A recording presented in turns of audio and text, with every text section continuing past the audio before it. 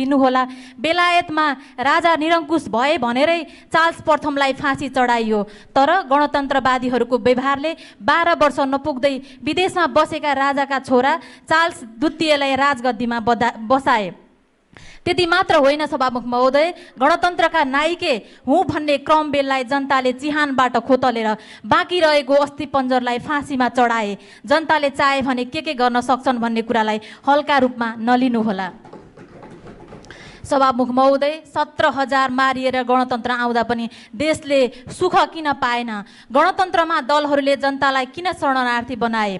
व्यवहारमा सर्वहारा वर्गको मुक्तिको सपना देखाएर सुन तस्करी किन भयो? कम्युनिस्ट नेताले रक्सी बोकेर महिलाको कोठामा किन धाएको? चुनाव हारेको व्यक्तिलाई किन प्रधानमन्त्री बनाइएको? बहुदलवादमा आधारित लोकतान्त्रिक गणतन्त्रमा दलभन्दा बाहिरको व्यक्ति प्रधान न्यायाधीशलाई लोकतान्त्रिक मूल्य मान्यता विरुद्ध किन प्रधानमन्त्री बनाइएको?